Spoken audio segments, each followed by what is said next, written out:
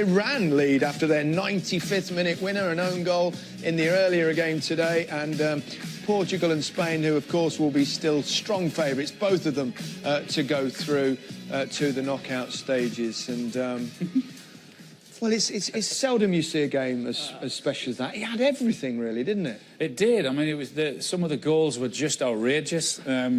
I don't know where to start. I could just sit here and just clap my hands and say it was just absolutely. I'll tell you where we'll start. I just loved it. It was brilliant. Had everything. We'll start with the second half, and Iero, big test for him at half-time. His team came out and performed brilliantly, got back in the game, and Costa scored his second goal. Cesc. Yeah, in a set piece that you don't normally see Spain scoring in this kind of situations.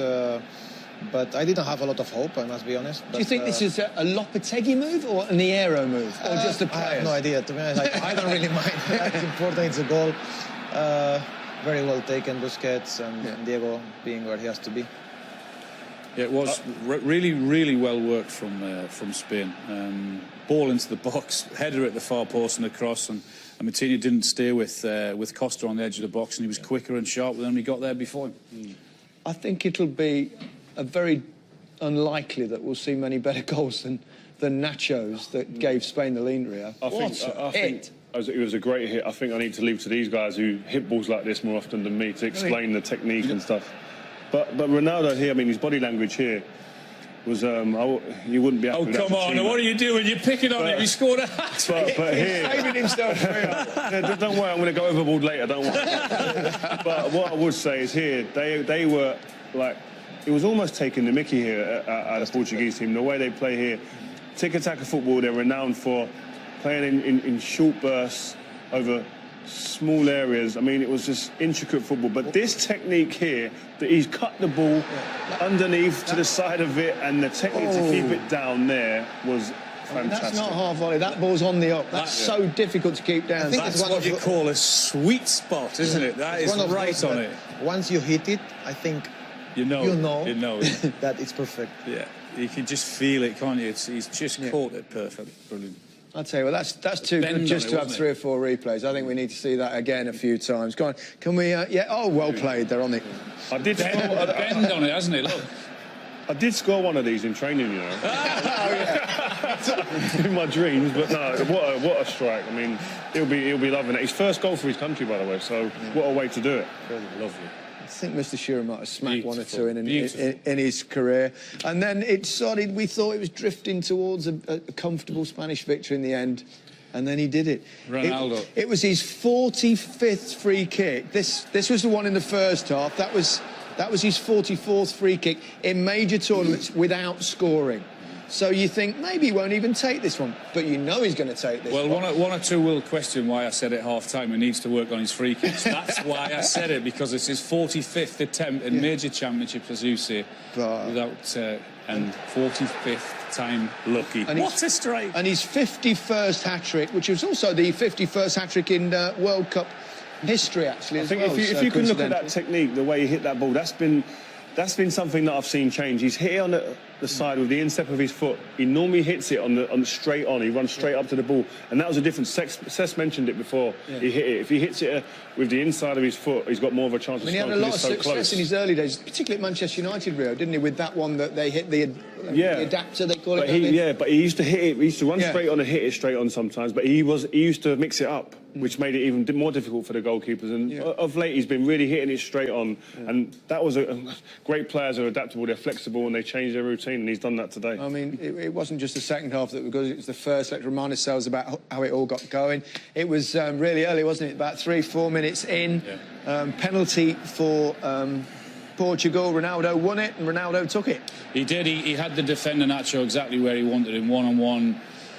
And he said, "Come on, tackle," and he was stupid enough to do that. And it was definitely a penalty, and he took it away with ease. There you go, smiles at Nacho there. Nacho got his revenge later at some point, didn't he? That was 4. Then it was 1-1. Diego Costa, we talked before the game, didn't we, about they had to adapt to his style of football, and they certainly did that here with Busquets. Yeah, I'm really happy for Diego. This was a big day for him, big game. and he's got a lot of stick in the last 4 years, doubting him if he was the right man. And tonight, he proved that he really is the main man. Yeah, you've played with him, Cesc. What's he like? I mean, we see him, don't we? We see this person that is unbelievably competitive. He can drive you crazy at times. He's got obviously very hot-headed. What is he like as a bloke? As a bloke, he's fantastic. Really? Fantastic for the dressing room. He's always asking for togetherness. He makes jokes. He's a positive guy. He has a lot of influence inside the dressing room without speaking any English. You don't know how he does it, but he really was a leader. Yeah. I mean, you wouldn't want to play against him, would you, Ria?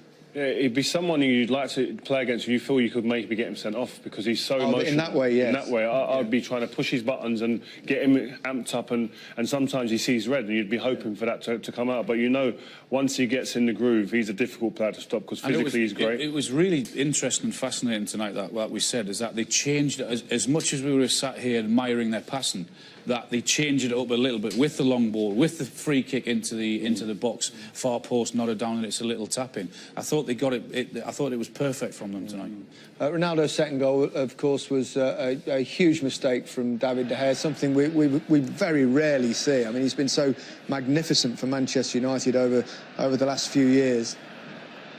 Yeah, very rare, isn't it? I suppose anyone can make a mistake, but it's not the time you want to do it, is it, in the World Cup? It's very rare. He takes a gamble, doesn't he, Ronaldo? Left foot turn, hit it. But, yeah, it should have been a basic save for a goalkeeper of his calibre. Yeah. The night's about him. The night's about him, though. I mean, the guy is just relentless. He's relentless in his pursuit of greatness. That's the thing with him. Yeah. And he just wants it more than that incredible desire he has. Well, you can see even at the end of the game, they've got a draw, and you can see him to his teammates, like what this means to us, what this is going to do now, driving us forward. To me, and obviously him, because he's listen. There's no getting away from it. He's got a huge ego, but to be a top player, Cesc, you've played with Messi. He must have a huge ego to be doing what he's doing as well. He might.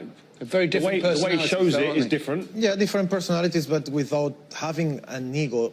Sometimes you can show it to the world, sometimes you can keep it for yourself, but for them performing for the last 15 years the way they did, if you don't have a personal ego inside of you, it's impossible. A word on what Spain did this evening, considering what's happened to them over the last few days. They lost their coach, Fernando Hierro came in. I mean, he's got a great response, hasn't he? Yeah, he's done very well. He's done some tactical changes. I think Busquets' positioning as well, he was a little bit too deep. He came a bit higher, putting more pressure, getting, more into the ball. And then, I think when Lucas Vázquez came in the end to work hard, it didn't pay off in the end because Ronaldo scored a great free kick. But the idea was there. And I think, considering what's happening or what happened in the last 48 hours, I think we'll take that. Well, I think both teams would probably take that, given the other two sides in the group, Iran and Morocco, probably not the strongest teams in the tournament. When both managers look at that game again tonight and they look at the standard of football, I think they'll both be really pleased with that. And as you say, they'll fancy their chances against the other two in the group. Yeah, looking at that game, they probably decided before, we'll just draw, that'll do. No, that's a joke. I mean, it was just. I think one of the best World Cup games I've certainly in the group stage. I think especially as it's your first game, because we all know going into a tournament you play your first game, you're a bit tentative, you're a little bit apprehensive about how it's going to go. You don't want to lose, and you kind of shut up sometimes and you come up. But these two teams from word go, especially Portugal, when the game started, they played so open, expansive, attacking on the front foot, and it's such a contrast to what you normally see. And the other thing as well is it all goes well for the rest of the World Cup, doesn't it? Because I think the teams that have been very successful certainly in club football in recent years, we've seen it like Manchester City this season, Real Madrid, Barcelona, in Europe at times, the teams that have been successful are the ones that are playing with freedom and flair and attacking style. Well, when we did the preview show the other evening, we were sat here thinking we hope it's going to be a World Cup that the stars are allowed to shine, are allowed to play their great football and touch and technique, and rather than be smothered up by teams sitting deep and trying to draw teams on. But that was a classic example tonight of two very good teams going for it. Let's hope that game's not just a one-off, Cesc. Hopefully not. I mean, that's why we love football, you know. Sometimes defensive teams win, but I'm happy that we can watch games like this where two teams really going for it, and hopefully, you know, an amazing World Cup is coming ahead. Also, a little subplot to it as well is now The game tomorrow we've got Argentina tomorrow. The pressure now mounted on Messi, his shoulders after seeing what Cristiano's done today. He'll deliver. He'll deliver. He's your mate, isn't he? He'll deliver. He normally does. The pair of them do.